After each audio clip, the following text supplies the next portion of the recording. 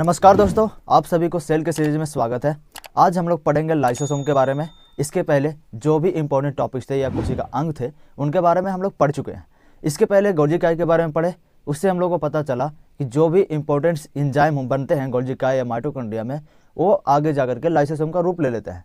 तो आज हम लोग जान लेते हैं कि लाइसोसोम क्या है, इसकी संरचना क्या है और इसका कार्य क्या है। इससे रिलेटेड जो भी PYQ होंगे उसके बारे में आज डिस्कस भी करेंगे।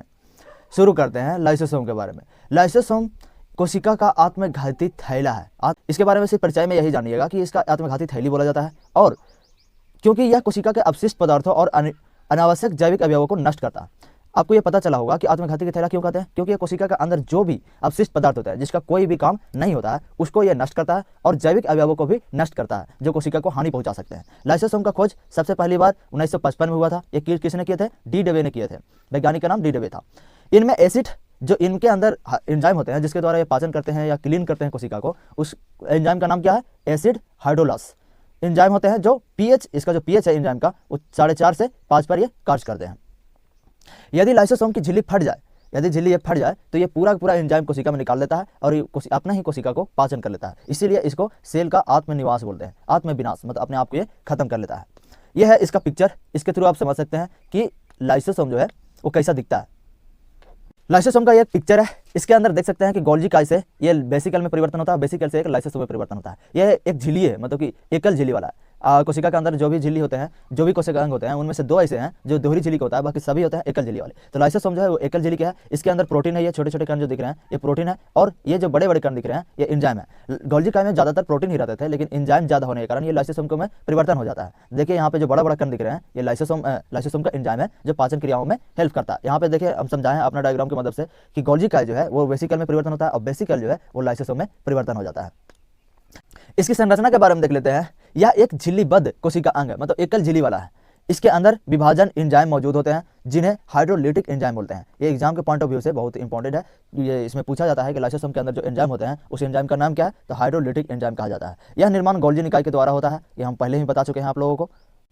अब समझ लेते हैं कि लाइसोसोम क्या क्या कार्य करता है। पहला अपघटन, कोशिका के अंदर कार्बोहाइड्रेट, प्रोटीन, लिपिड आदि जो भी अपघटन होते हैं उसमें यह सहायता प्रदान करता है। दूसरा काम है स्वपाचन, कोशिका के अंदर यदि किसी प्रकार का अपशिष्ट पदार्थ होता है तो उसका पाचन करता है। तीसरा विदेशी कणों का नाश, यदि विदेशी कण जैसे बैक्टीरिया हो गया, वायरस हो गया, यदि शरीर के अंदर प्रवेश करते हैं तो सीधा कोशिका में जाते हैं, तो कोशिका को वहां पे नाश जो करता है यही लाइसोसोम ही करता है। चौथा काम है अंतः कोशिकीय पाचन, कोशिका के अंदर, और यदि कोशिका खुद अपने आप में मृत हो जाता है तो उसको क्लीन कौन करता है? यही लाइसोसोम ही करता है। इसीलिए इसको आत्मघाती की थैला भी बोलते हैं। अपोप्टोसिस का मतलब जो होता है कि कोशिका की मृत्यु हो जाता है, तो उसको मृत्यु करने में भी, मान लीजिए वो कोशिका किसी कारणवश चोटिल होता है तो उसको अपने आप में मृत्यु होता है, तो मृत्यु होने में जो हेल्प प्रदान करता है वो लाइसोसोम ही करता है। इस डायग्राम की मदद से हम लोग ये समझ सकते हैं कि कितने तरह से लाइसोसोम वर्क करता है। लाइसोसोम है, पहला काम इसका क्या है? अपघटन करना, कार्बोहाइड्रेट को, प्रोटीन को और लिपिड को ये अपघटन करता है। दूसरा काम है स्वपाचन करना, पुरानी कोशिकाएं हो जाती है या अनुपयोगी अंग कोशिका के अंदर रहते हैं उसको पाचन कौन करता है? यही लाइसोसोम करता है। चौथा काम है विदेशी कणों को नाश करना, जैसे बैक्टीरिया, वायरस आ जाते हैं तो इसको नाश कौन करता है? ये लाइसोसोम करता है। चौथा काम है अंतःकोशिकीय पाचन, जैसे खाद्य कण आते हैं कोशिका के अंदर, पाचन की प्रक्रिया होता है कोशिका के अंदर, तो उसमें हेल्प कौन करता है? लाइसोसोम करता है। और पांचवा काम जो है अपोप्टोसिस, ये कोशिका की मृत्यु में हेल्प करता है, और कार्यक्रमित मृत्यु जब होते हैं तब उसको क्लीन करने में यह हेल्प करता है। अब लाइसोसोम को कोशिका के अपशिष्ट प्रबंधन या आत्म पाचन की महत्वपूर्ण भूमिका निभाते हैं, क्योंकि लाइसोसोम है जो कोशिका के अंदर अपना आत्म पाचन करता है। यह कोशिका के समुचित कार्य के लिए अनिवार्य है। यदि आत्म पाचन या क्लीन नहीं करेगा तो शरीर में बहुत सारे काले काले धब्बे पड़ सकते हैं, यही मृत कोशिका के कारण। अब इससे रिलेटेड जितने भी PYQ क्वेश्चन बन सकते हैं हम लोग उसके बारे में। पहला क्वेश्चन है लाइसोसोम क्या है? 4 ऑप्शन है। कोशिका का ऊर्जा निर्माण केंद्र है, ये ऊर्जा निर्माण केंद्र हम लोग पढ़े हैं कि माइटोकॉन्ड्रिया है। दूसरा है कोशिका के अपशिष्ट नष्ट करने वाला अंग है, ये सही है, क्योंकि अभी हम लोग तुरंत पढ़े हैं कि लाइसोसोम जो है कोशिका के अंदर अपशिष्ट पदार्थों को नष्ट करता है, तो ऑप्शन नंबर बी सही है। दूसरा क्वेश्चन कह रहा है लाइसोसोम में पाए जाने वाले एंजाइमों का प्रमुख कार्य क्या है?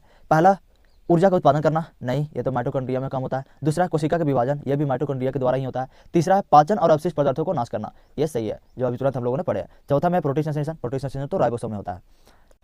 अगला क्वेश्चन में है लाइसोसोम का आकार क्या होता है? लाइसोसोम अभी तुरंत हम लोग पिक्चर में देखें कि किस आकार का होता है, तो गोलाकार होता है, इसलिए पहला ही जो ऑप्शन है वो सही है। इसके बाद दूसरा क्वेश्चन में बोला गया है,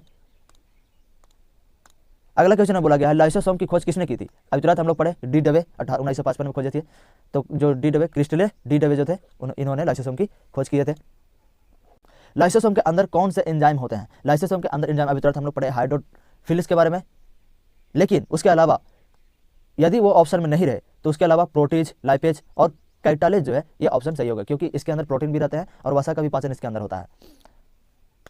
अगला क्वेश्चन है, लाइसोसोम के कार्य में प्रमुख रूप से शामिल होता है। लाइसोसोम किसके लिए प्रमुख रूप से शामिल है? कोशिका के ऊर्जा का संलयन के लिए नहीं, ये माइटोकॉन्ड्रियम होता है। रोगाणुओं और मरे हुए अंगों को पाचन करना, ये सही है, ऑप्शन नंबर बी सही है, क्योंकि ये रोगाणु हो या मरे हुए कोशिका अंग हो उसको ये क्लीन करता है और पाचन करता है। अगला क्वेश्चन है, लाइसोसोम के अंदर जो एंजाइम होते हैं उसका पीएच क्या होता है? अभी तुरंत हम लोगों ने पढ़े कि जो पीएच होता है 4.5 से 5 के बीच में होता है, इसलिए ऑप्शन नंबर बी सही है। तो आज हम लाइसोसोम के बारे में पूरा डिटेल्स जान चुके हैं, इससे रिलेटेड जितने भी क्वेश्चन आ सकते हैं उसके बारे में भी डिस्कस कर चुके हैं। इसके अगले वाले वीडियो में आगे के कोशिका अंग के बारे में डिस्कस करेंगे। Thank you.